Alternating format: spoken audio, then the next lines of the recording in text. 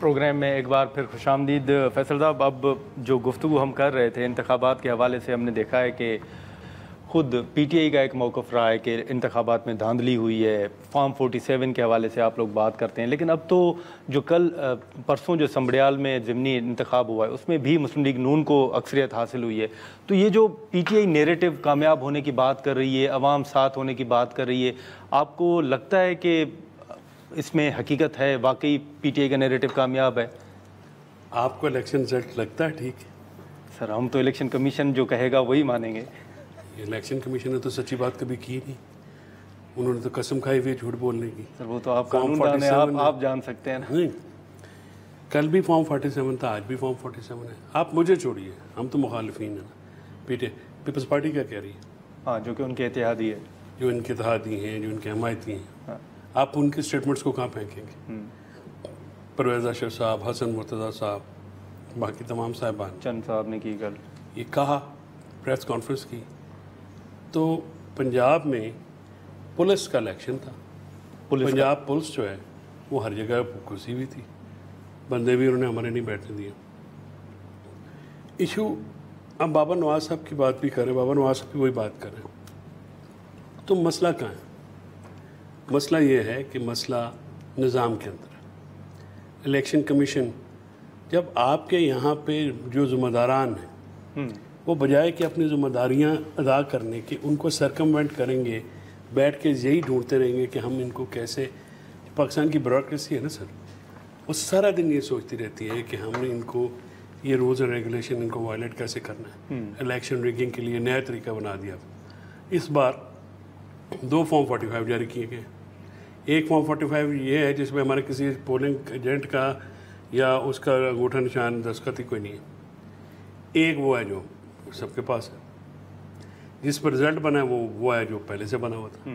ठीक है, मैं क्योंकि इलेक्शन पिटीशनें करता हूँ, बड़ा सिंपल है। मेरे 100 वोट हैं, बाबर नवाज साहब के 515 वोट हैं। मैं फॉर्म 47 वाला हूँ, मुझे 515 मिल जाएंगे, बाबर साहब का 100 लिख देंगे, उनके वोट आपकी तरफ आए। एग्जैक्टली ये हुआ है। इस्लामाबाद के तीनों हल्कों में ये हुआ है। तो ये फिर साबित करना इतना मुश्किल है सर? नहीं, साबित करना मुश्किल नहीं है। मसला ये है कि वकील तगड़े हैं, अदालतें कमज़ोर हैं। आप मुझे बताइए कि आपने जो जज साहब थे इस्लामाबाद हाई कोर्ट के, जिनके पास ट्रिब्यूनल में था, उनके पीछे कौन कौन से जो हैं वो शेर भेड़िए नहीं छोड़े गए? ऐसा ही हुआ ना, सबके सामने।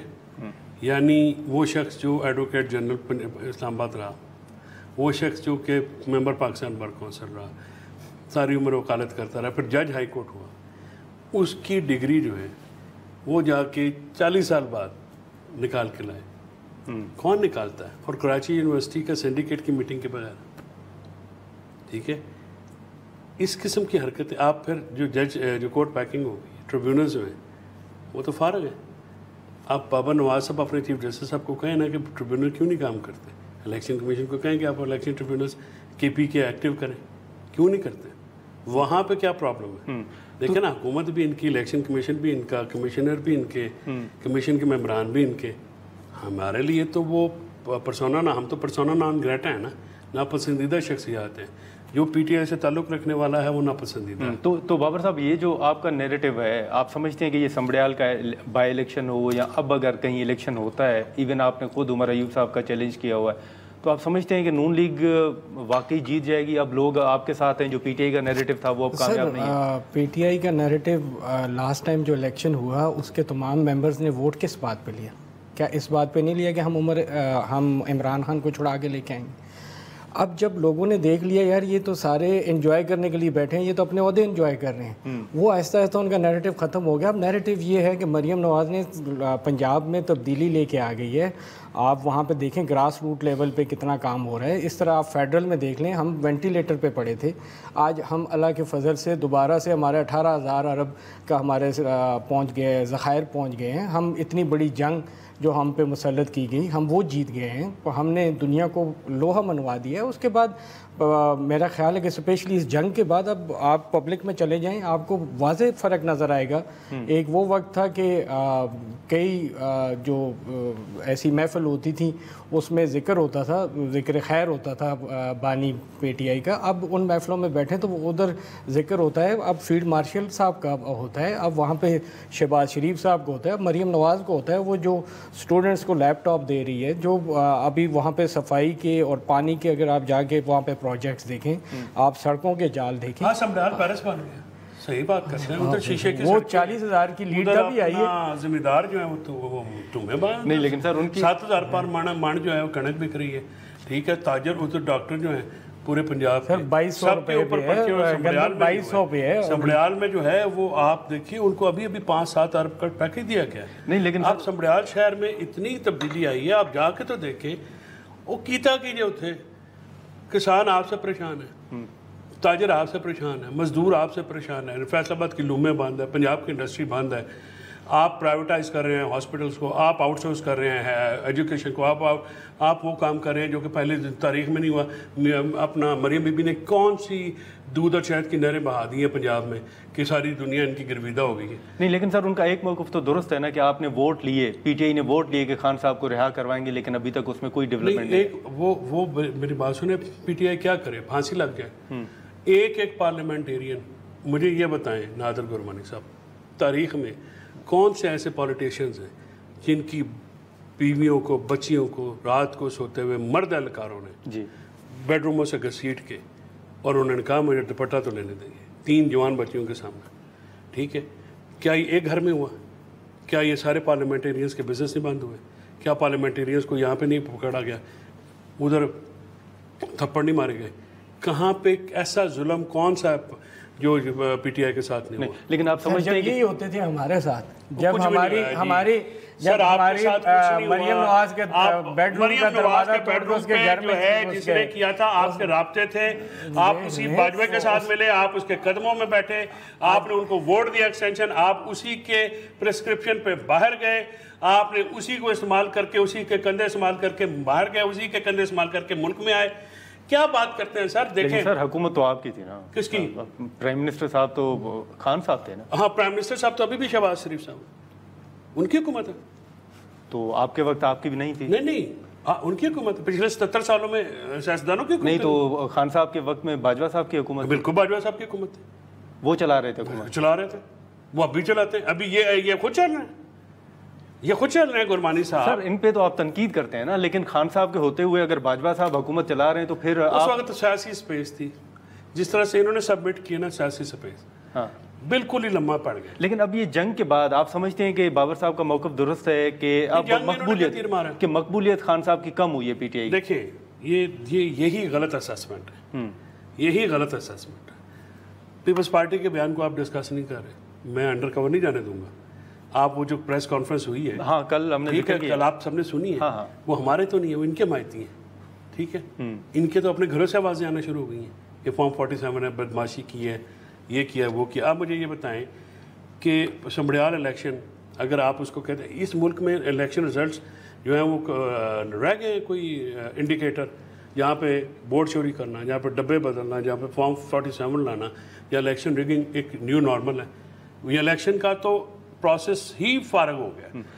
लेकिन फैसल साहब ये बता दें कि अब आप खान साहब की रिहाई के हवाले से हमने देखा है कि खान साहब ने कहा है कि मुल्क गिर आप तहरीक शुरू करें। हमने देखा कि पहले आप लोगों ने कहा कि ये फाइनल कॉल है 24 नवंबर को। अब जो तहरीक है आपके नज़दीक वो माजी की तहरीक से कितनी मुख्तलिफ होगी? कितना प्रेशर हुकूमत के ऊपर देख रहे हैं? देखिए जी, अभी जो उमर अयूब साहब को और सलमान अकरम राजा को ये दी गई है जिम्मेदारी, हाँ, और आप देखते हैं कि ये फिर कितनी इफेक्टिवली उसको करते हैं। हमने तो आज, क्योंकि मेरी रिजर्वेशंस थी हमेशा, आपको पता मैं तो बड़ा वोकल था, लेकिन आज क्योंकि गौर साहब ने इमरान खान साहब को मैसेज दिया है, तो हमने अपनी रिजर्वेशंस को छोड़ के वी आर बिहाइंड देम।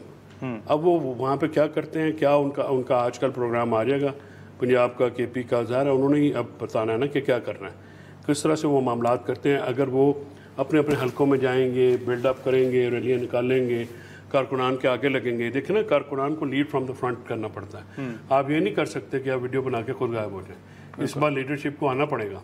चाहे वो जंग में हो, चाहे लाहौर में हो, चाहे फैसलाबाद में हो, साउथ पंजाब में हो, मुल्तान हो, मुजफ्फरगढ़ हो, पिंडी हो, केपी में हो, सब छोड़ के भाग भी जाए। और दूसरा ये है कि आप छोड़ के भागे तो फिर लोग मारेंगे। अच्छा, लोग ऐसे नहीं होता कि आप आचार्य एजाज साहब ने बड़ी अच्छी बात की। उन्होंने कहा कि अगर लीड करना है तो लीड फ्रॉम द फ्रंट करना पड़ेगा। पहली गोली, पहली लाठी, पहली ईंट मेरे सर पे पड़े, मैं अपने बच्चों को मारने के लिए नहीं। और पिछली मरतबा भी आप समझते हैं कि क़यादत का फ्रंट लाइन पे ना होना ही नाकामी का एक सबब है। देखें ना, उस वक्त न चेयरमैन आ सके, न जनरल सेक्रेटरी, न इंफॉर्मेशन सेक्रेटरी। उमर अयूब थे वहाँ पे, शाह अली अमीन थे वहाँ पे। एक वो मैंने है केपी का शायद खटक, शायद उसका नाम है, सदाम तरीन, बुशरा बीबी थी। ये ही 5-6 लोग थे ना, 2-4 और लगा। लेकिन फैसल साहब, अभी हाल ही में आपने खान साहब का बयान सुना होगा कि मुझे मालूम है कि कुछ लोग जो हैं वो विकेट के दोनों तरफ खेल रहे हैं और जब मैं बाहर आऊँगा तो उनको देख लूँगा। आपको भी बाहर नज़र आ रहा है कि कुछ लोग विकेट के दोनों तरफ खेल रहे हैं? स्टाम्प पेपर दे के आए हैं, जाहिर बात है। नहीं, स्टाम्प पेपर वाला तो हमें पता होना, वो लेके भी आ जाइएगा। किसने दिए वैसे बताइए मुझे, बताएं तो हम तो बताएं ना किसने दिए। गुजारिश ये है आपकी अपनी पार्टी शौकत यूसुफ जई साहब कह रहे हैं, किसी और के मुंह की क्या बात करें। चले, मैं शौकत यूसुफ जई साहब ने ऑन रिकॉर्ड कहा है कि हमारे कई 35-40 के करीब जो है MNAs और मेजॉरिटी हमारी MPs की जो है तो वो स्टाम्प पेपर दे के आई है। फैज़ याब हुई है। वो भाईजान इलेक्शन फैज़ साहब ने नहीं कराए, उस वक्त आप लोग थे निगरान हुकूमत क्या करते हैं आप, वो हर चीज़ उनसे तो ना पाएगी। नहीं, लेकिन आपको लगता है कि कुछ लोग जो बाहर हैं वो वाकई विकेट के दोनों तरफ खेल रहे हैं? किस विकेट के? कौन सी विकेट है, कौन सी ग्राउंड है, उनको खेलने नहीं दिया जाता। खान साहब जिक्र कर रहे हैं। वो खान साहब को तो फिर अंदर जो बताते हैं जाके, तो वो भी अपनी कहानियाँ ना, पर 5-7 बगड़ बिले चले जाते हैं।